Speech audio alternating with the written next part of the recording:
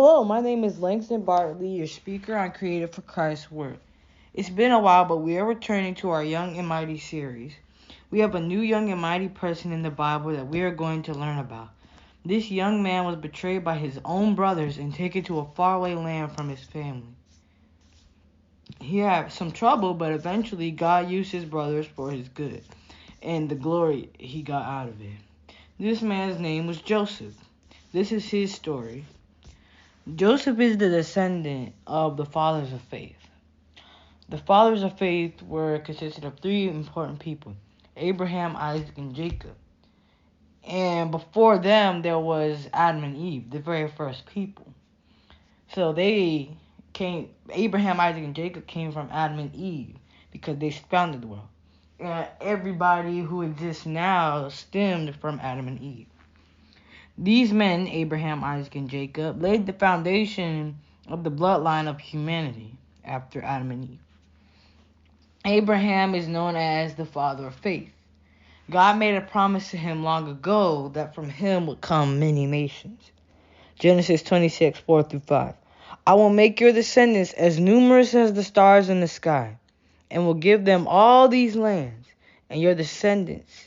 And through your offspring, all nations on earth will be blessed, because Abraham obeyed me and did everything I required of him, keeping my commands, my decrees, and my instructions. Because Abraham obeyed God whenever God told him to do something or go somewhere, we're here today. If Abraham had not obeyed God, none of us would be here today. And that's very important because the obedience of one person brought the ability of us today. Through obedience of one man, through God, we can be obedient and live today. So it's important that we're obedient because we don't know how it impacts the next generation to come. The same way our parents are obedient with the word of God, us as the kids and youth of the next generation, we have to continue to be obedient if we're going to keep the bloodline of Abraham alive. So we know that if he had never obeyed God, we wouldn't be here today. And every human being is connected to Abraham, spiritually and physically. John 8:34-36. Jesus replied, I tell you the truth. Everyone who sins is a slave of sin. A slave is not a permanent member of the family, but a son is a part of the family forever. So if the Son sets you free, you are truly free. Yes, I realize you are descendants of Abraham. Physically, we came from Abraham, but we are also spiritually part of Abraham and the covenant God made with him. What am I saying? As Christians, Jesus freed and saved us. So we are a part of the bloodline of Abraham. God said Abraham and his descendants will be blessed. He was referring to the Christians.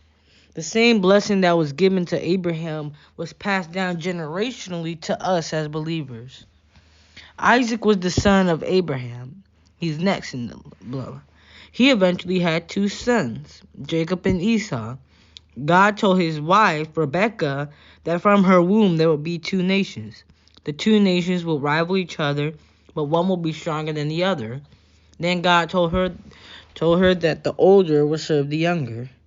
It's not supposed to work like that, because usually the older is supposed to be the one in charge. He's supposed to receive the birthright. The younger is supposed to serve the older, but God reversed it and said the older is going to serve the younger. So God was going to use the youngest son to fulfill his promise he made with Abraham and Isaac all those years ago. Jacob and Esau were twins who had a rivalry. However, God ultimately fulfilled the promise through Jacob, the youngest.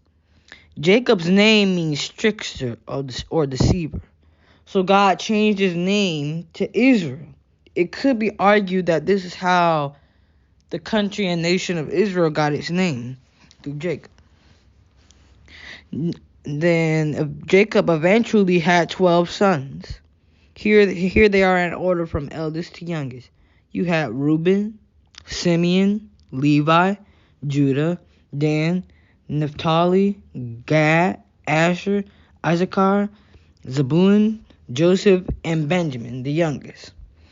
Jacob's 12 sons, but later together make their own tribes, each of them having the tribes named after their namesake.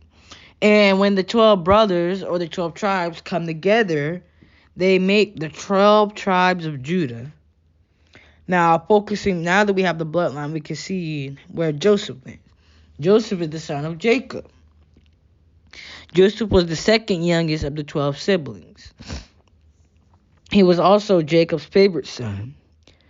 And favoritism didn't always work well in the earlier parts of the Bible, because Jacob was the favorite of his mother, Rebekah, and Isaac favored Esau as his favorite child. And it didn't work out so well, because it kind of what stemmed the whole rivalry between the two. And it never ended well. But God did always use it, and he turned it around for good. Jacob favored Joseph so much, and now Jacob, who was favored by his mom, he favored Joseph, his son. He favored him so much that he made a rainbow coat known as the coat of many colors. That's how much Jacob loved Joseph more than he did his other sons. It made his brothers hate and despise Joseph. What happened next only made his brothers hate him more. Joseph in Genesis 37, 5-10 has two dreams, and here they are. Genesis 37, 5-10. Now Joseph had a dream, and he told it to his brothers, and they hated him even more. So he said to them, "Please hear this dream which I have dreamed. There we were, binding sheaves in the field. Then behold, my sheaf arose, and also stood upright. And indeed your sheaves stood all around and bowed down to my sheaf." And his brothers said to him, "Shall you indeed reign over us? Or shall you indeed have dominion over us?" So they hated him even more for his dreams and for his words. Then he dreamed still another dream, and told it to his brothers, and said, "Look, I have dreamed another dream, and this time the sun, the moon, and the 11 stars bowed down to me." So he told it to his father and his brothers, and his father rebuked and said to him, "What is this dream you have dreamed? Shall your mother and I and your brothers indeed come to bow down to the earth before you?" And his brothers envied him, but his father kept the matter in mind.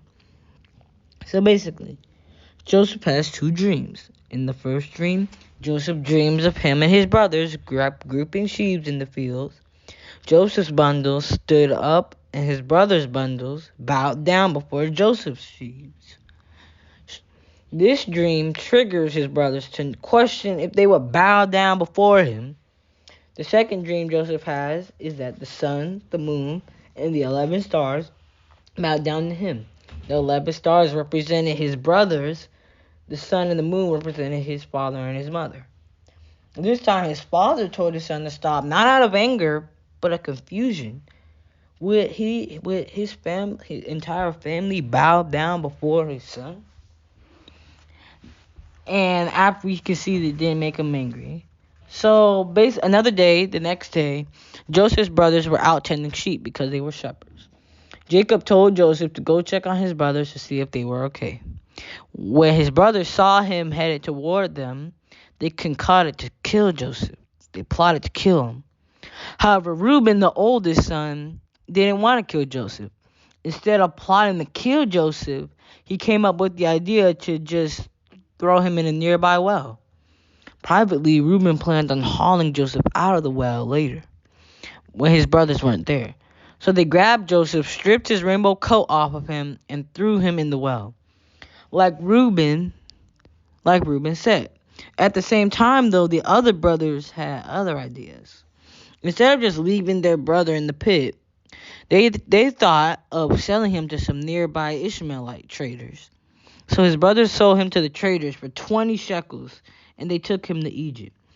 Later on, when Reuben returned to the pit, he saw Joseph was not there. After they sold Joseph, they dipped his coat in goat's blood and brought it to their father Jacob. When Jacob saw the tunic, he cried and grieved sorrowfully. They told him a wild beast killed him. For many days, Jacob mourned his son. He said that when his time came, he would go to his grave and die mourning for his son. Meanwhile, Joseph has been sold, and he is going to Egypt. This story doesn't seem like it's headed in the right direction, but I promise you in the next few episodes, we will see this story does have a happy ending. And that's real important because sometimes we start off rough in life, but it's not about how we start off, it's about how we end it. Where we are between where it leads to our ending. We must never forget that whether a situation is good, bad, or otherwise, it will all be done to glorify God. So I guess we could say this story is to be continued. Before I finish up, I want to leave you with these 3 points. Number 1, you are never too young to go through something. A lot of times as Christians, we think we don't have to go through hard times and situations because of our age. But everyone, young, old, and in between, has to struggle in a situation. Joseph was sold by his brothers. You may not be sold by your family, but you will have something you'll eventually experience. You may lose someone close to you or something different. But because you know God, you can say to yourself, everything is going to be all right. You don't know what the circumstances will be like. And sometimes you may see the circumstances. But you know the one in heaven knows your future is safe with him. Number 2, anyone can be connected to God's blessings for our lives. I already discussed earlier that God blessed Abraham, and being a part of Abraham's spiritual family, we received the generational blessing God gave Abraham and his descendants. However, not everyone is a part of the generational bloodline, spiritual bloodline of Abraham. Anyone who chooses not to believe in Jesus and what his word says, you are not a part of the family of Abraham. Because of your option to not believe, then you may be a descendant of Abraham spiritually. He may have brought you into the world through the bloodline and through the family tree, but you aren't his family spiritually. However, here's the beautiful part of being in God's family. You can be. If you aren't a Christian, you just don't know, and you hear about them and you want to be a part, all you have to do is just be a part of the bloodline by giving your heart to Jesus, surrendering to him, and accepting salvation. Lastly, number 3, you can't share what God tells you to certain people. When Joseph told his brothers the dreams God gave him, it made his brothers jealous and angry. Many people, if they know what God is telling you to do or what he says, they will give you their opinion. People's opinions on what God says isn't always best for you because it can be positive or negative. Even the positive sometimes isn't going to help you. Like they'll say maybe you can do this, like maybe you should do this, but that's not what God says. Even if God leads you to tell someone about what God has implanted in you, don't let the opinions of others make you doubt what God tells you. What God tells you is true, and no one can make it untrue. So thank you for watching. Please be sure to keep listening to the next episodes on Created for Christ's Work as we continue our series. Be sure to like, and I'll see you real soon.